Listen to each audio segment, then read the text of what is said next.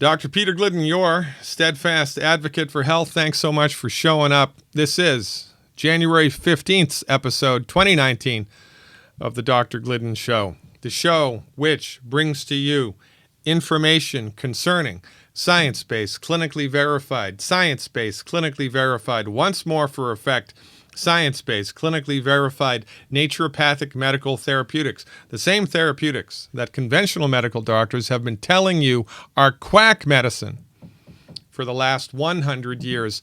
I beg to differ. Today's program, we're going to talk about two important subjects, one fun subject. Perhaps the most important thing I've spoken about in the last few years, the real reason that everybody is sick. And, you're welcome to your own opinion, but you most certainly are not welcome to your own set of facts. Alzheimer's, skyrocketing. Autism, skyrocketing. Arthritis, type 2 diabetes, obesity, getting worse. Just as many people have heart disease now, get heart disease now, as they did before the use of statin drugs, for goodness sakes. It's a train wreck. The leading cause of bankruptcy in the United States. Medical bills, for goodness sakes, it's a train wreck. And there's a reason this is happening. It's hiding in plain sight. You need to know what I know. Knowledge is way more than power in this regard. This information literally could save your life. Part 2, depression. I take a deep dive into the depression tool. We talk about antidepressants. Do they work? Or do they not work? Remember, it's not the drug, it's how it's used.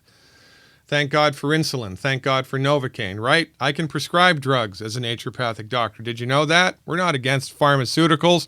We're against the insane use of pharmaceuticals. For goodness sakes. Depression is a big, bad voodoo daddy. I'm going to give you the inside track on the naturopathic understanding of this terrible illness. We're going to finish it off with my health hack for turning gray hair into non-gray hair without dyes. I know that's the only reason you wanted to watch today's episode. For the health hack, I saved the best for last. Again, I am your steadfast advocate for health, Dr. Peter Glidden. Thanks for showing up. Let's jump into the deep end of the pool. So, in order to understand, interestingly enough, why everybody and their brother is sick and why chronic disease is escalating, we need to look backwards in time. We need to take a little historical look. Dr. Benjamin Rush, one of the signers of the Declaration of Independence, a person who put his life, liberty, family, fortune on the line so that the United States could be born, would be spinning in his grave if he saw the status quo of the medical industry in the 21st century. Here's what he said over 200 years ago. Unless we put medical freedom into the Constitution, the time will come when medicine will organize itself into a dictatorship. To restrict the art of healing to one class of men and deny equal privileges to others will constitute the Bastille of medical science. All such laws are un-American and despotic. Interestingly enough, that is exactly what has happened. Listen, I'm a licensed naturopathic doctor. In order for me to have done that, I needed to do 4 years of pre-med, 4 years of naturopathic medical school at a fully accredited, by the way, by the United States Department of Education, a medical school. Then I had to graduate. Then I had to pass state boards and national boards, and then I had to secure a license to practice naturopathic medicine. I'm currently licensed by the great state of Minnesota. I've been licensed ever since 1992. And then 25 hours of continuing education credit every year. It's full-blown primary care medicine, licensed and regulated in the blue states on the map, 20 states, plus the U.S. Virgin Islands. Now, does that mean that the laws of science and nature change when you cross the state line? No. It's a political conversation, not a science conversation. And it is a direct manifestation of the monopolization of the medical marketplace that most people are completely unaware of because it happened 106 years ago. Let me set the stage. 1901, John D. Rockefeller founded the Institute for Medical Research. Simon Flexner was on the board of directors. You want to remember that name, Simon Flexner. 3 years later, the American Medical Association created the Council for Medical Education, but they were broke. They needed money. Enter Henry Pritchett, the president of the Carnegie Foundation. Pritchett said, listen, we'll give you money if you let me direct the show. So Pritchett was elected the president of the Council for Medical Education. Pritchett sent Abraham Flexner, Simon's brother, around the country to do an inventory of all the medical schools. This is one of many times that the Rockefellers and the Carnegies worked together towards a common goal. The goal was the monopolization of medical education and the practice of medicine in order to forward pharmaceutical-based medicine because they owned pharmaceutical companies. Get it? Took Flexner 5 years to generate this report. You know, this was way before the internet. Took him 5 years. He brought the report back to the Carnegie Foundation. It's infamously referred to as the Flexner Report. And the American Medical Association then used it to gin up fear in the public against dangerous substandard medical training. Now, to be fair, back in those days, there were many medical schools which gave diplomas out that really weren't worth the paper on which they were printed. There were also medical schools which did not espouse the use of drugs or surgery. Homeopathic medical schools, naturopathic medical schools, botanical medicine, right? Alternative chiropractors, alternative forms, quote unquote, of medical discipline. All of these alternative schools, these non-drug centrist schools of medicine were categorized as quack medicine simply because they didn't teach drugs and surgery. Not because their education was substandard, but because they didn't teach or advocate the use of drugs and surgery. Well, guess what? The money of the robber barons, the Carnegies, and the Rockefellers and their political persuasion worked.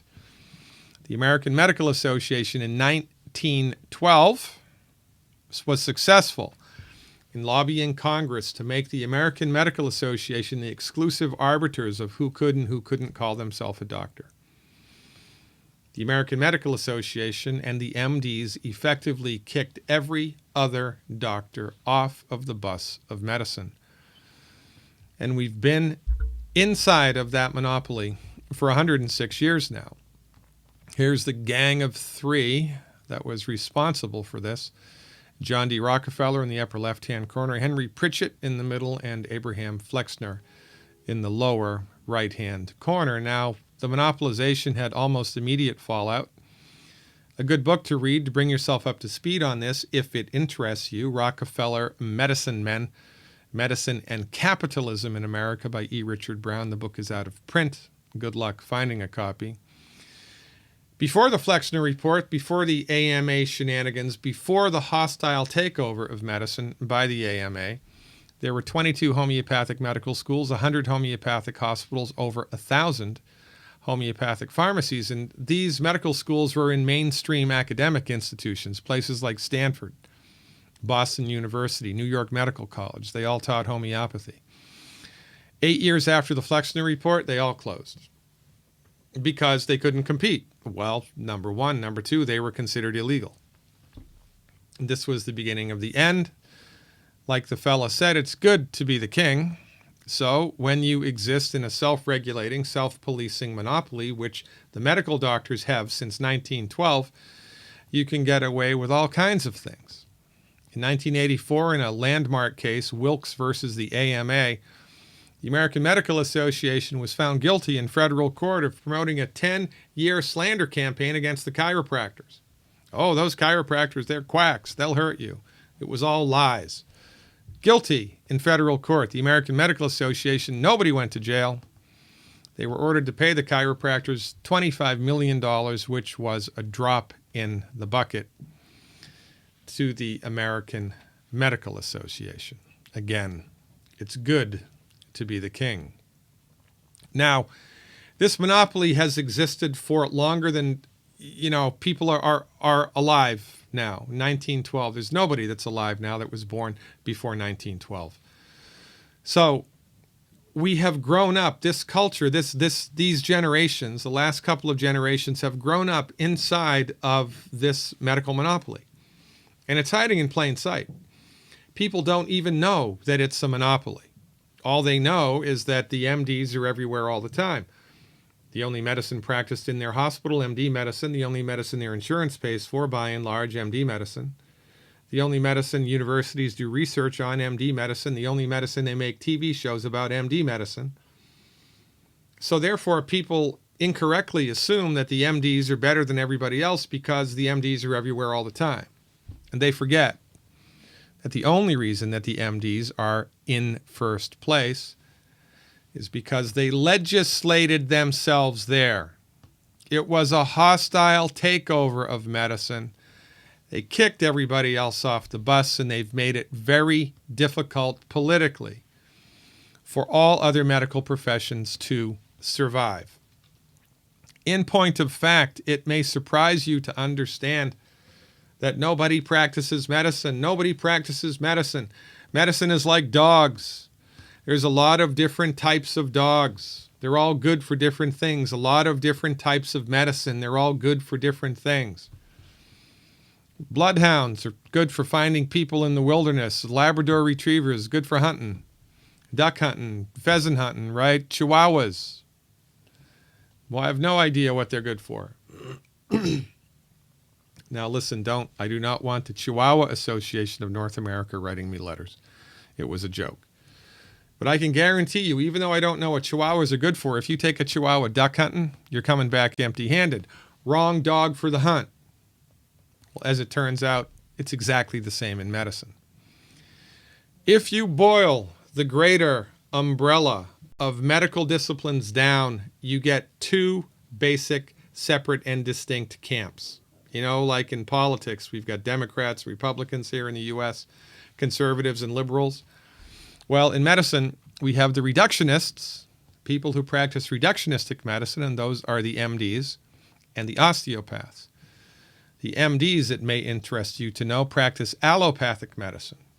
They don't practice medicine, they practice allopathic medicine, and it has its strengths and weaknesses. On the other end of the coin, the other side of the coin, the other end of the spectrum, we have people who practice holistic medicine.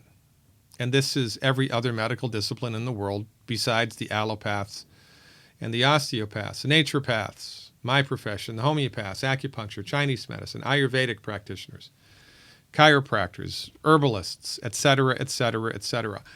All espouse the holistic method. And these are important distinctions for you to understand. But because of the monopoly, nobody has lined this up for you. And this is one of the reasons why everybody is sick all of the time. Let me explain. Somebody's philosophy underlines and outlines and is responsible for how they act in the world, right? Reductionistic medical philosophy is based on Newtonian physics, and Newtonian physics argues if it can't be measured, it doesn't exist. So, since nobody's dissected the soul out of the human body, nor seen it with a CT, MRI, or X-ray, it doesn't exist. The body is a machine made of parts, a bag of biochemicals waiting to break. The power of the body to fix itself is limited. The rationale being that if the body could fix itself, it never would have gotten sick in the first place. And illness, most importantly, from the reductionistic point of view, which is what the MDs espouse, illness must be managed with drugs. A cure is not attempted. You think I'm wrong? Well, of the thousands of prescription medications that are currently available, how many of them cure anything? And listen, I can prescribe drugs as a naturopathic doctor. Thank God for Novocaine. Thank God for insulin. It's fantastic. They're fantastic. But you must understand, from the reductionistic perspective, the drugs are not intended to cure the disease. The treatments are oppositionally defiant. right? They're delivered to combat the disease. This is, in fact, how the drugs got their name. Antibiotics, anti-inflammatories, antidepressants, inhibitors, right, et cetera, et cetera, et cetera. And interestingly enough, each part of the body gets its own medicine because the medicine is, the body is, it's a machine made of parts. So each part gets its own treatment. So one treatment for the blood pressure, one treatment for the insomnia, one treatment for the arthritis pain, one treatment for the heartburn, one treatment to wake up in the morning, one treatment for the fibromyalgia, one treatment for the thyroid program, one treatment for the restless legs at night in bed, and then a couple of treatments to take care of the side effects of all those other treatments. This is how reductionistic medicine works. This is the philosophy on top of which all medical treatments are delivered. And you know, sometimes reductionism is really, really good, really, really effective, and really, really smart. It is a fantastic medical philosophy for trauma care, surgery when it's necessary, and a handful of infectious diseases. These are the conditions that allopathic, MD-directed, pharmaceutical-centrist reductionistic medicine is best suited for. And it's in the surgical arena and trauma care that the most remarkable advances in medicine have been made in the last 100 years. Thank God for military field surgery. Thank God for trauma care. These people save lives all of the time, and they're fantastic at what they do. But for most conditions that most people go to the doctor for most of the time, reductionism is the wrong dog for the hunt. It's simply an old-fashioned, outdated, ineffective therapeutic for, you know, things like asthma and high blood pressure and heart disease, arthritis, obesity, right? So we've got two systems of medicine, each with their own philosophies, reductionism and holism. Now, holism argues that the body is a complex system of interrelated parts. We don't really deliver medicines that treat the part, we deliver medicines that treat the entire system. Also, holistic medicine argues the soul is real, the spirit is real, God is real, consciousness itself is a function of, or biochemistry is a function of consciousness. Consciousness comes first and the body comes second. Reductionists argue that the body comes first and consciousness comes second, that consciousness is a function of biochemistry. Your psychiatrist believes that consciousness is a function of biochemistry. And when you die, it's lights out, game over. God is a fiction. Life after death is a fiction. It's all ridiculous. Holistic medicine argues, look, your body is inhabited by a spiritual essence which is intelligent.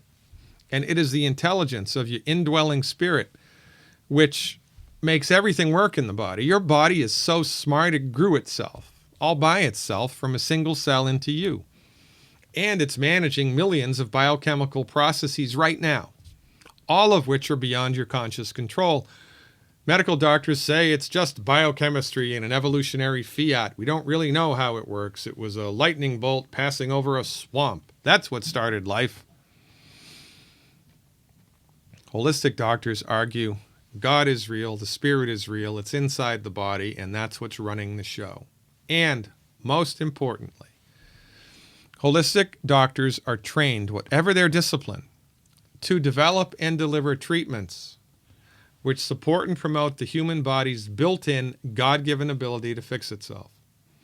Holistic medical therapeutics attempt to cure the condition. Reductionistic medical therapeutics manage the condition. And these are two very important distinctions.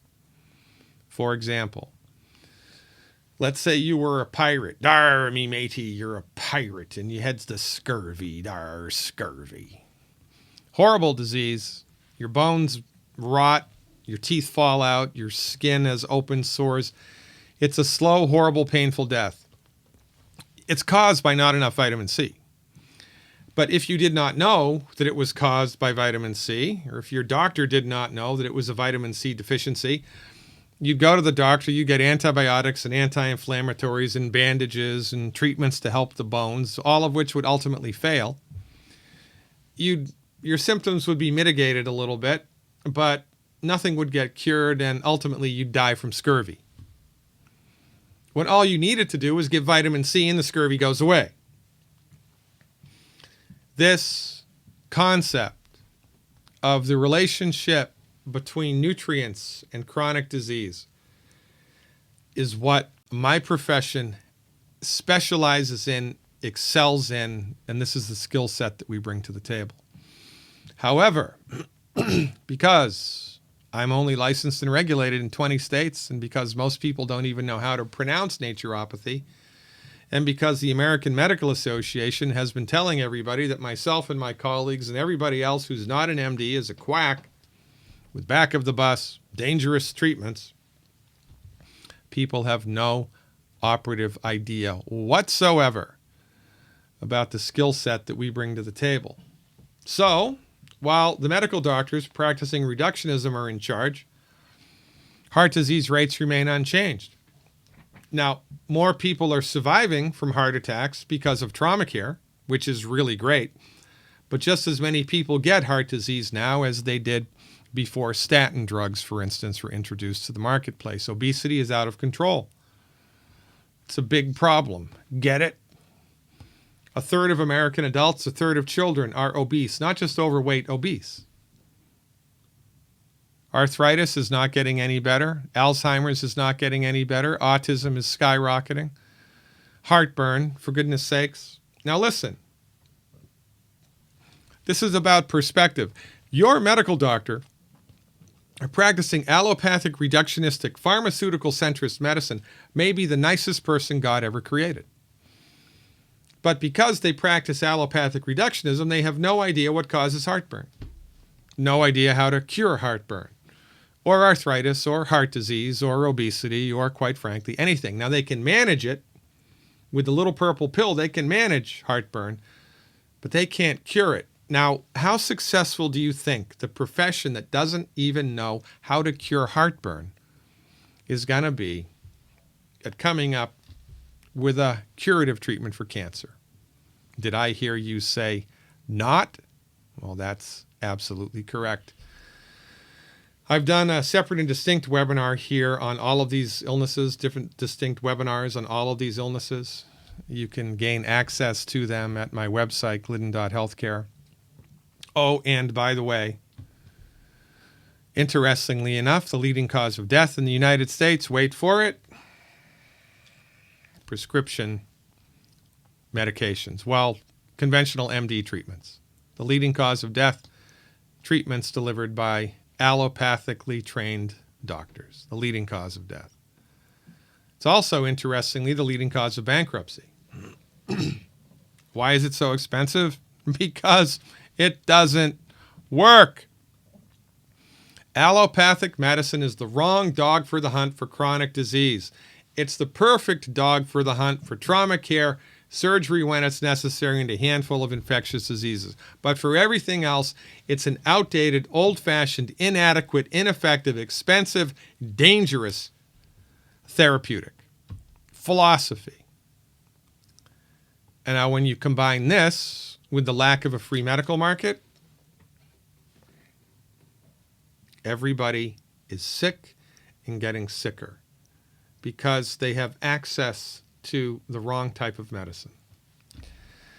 And this is a tragedy of biblical proportions, which has existed for such a long time that people are completely unaware of it. So when their loved ones develop cancer and go bankrupt, suffer and die from the cancer treatment and or ultimately the cancer themselves, rather than criticize the medical establishment for its complete ineffectiveness, they organize a 5K run and raise $20,000 and give it to the medical profession under whose tutelage and care their loved ones got the illness in the first place and died from it.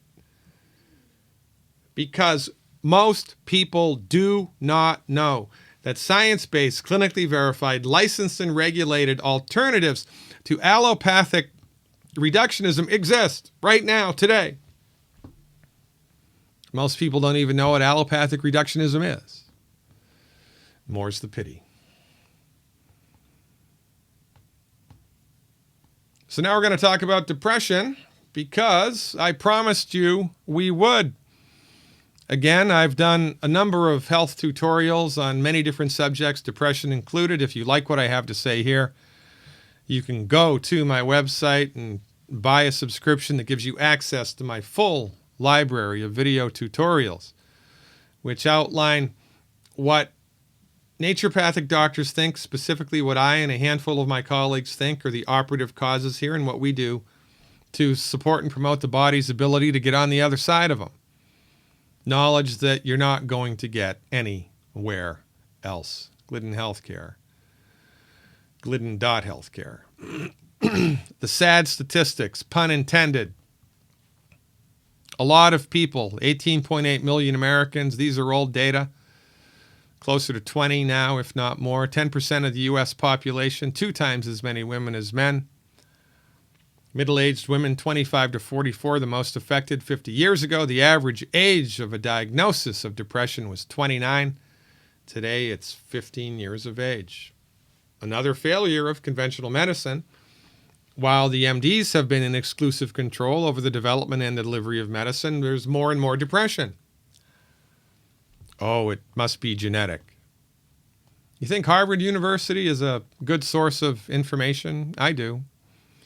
October 2011, according to a report by the National Center for Health Statistics, the rate of antidepressant use in this country among teens and adults increased by 400%. And again, 400% increase between 2005 and 2008. What does this mean? More and more people are being diagnosed with depression. That means more and more drugs are being sold. Interesting little thing here, though. For mild depression, for your garden variety depression that most patients are diagnosed with,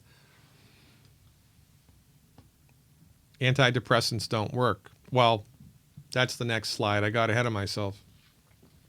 There are many different types of pharmaceuticals that treat depression, and which begs the question, why? You know, why not just find one that works and stick with it? Because they don't work is the simple fact of the matter. Don't believe me. Believe the research. A review of all antidepressant trials submitted to the FDA from 1987 to 2004 has shown that around half of the trials failed to show any benefit over placebo.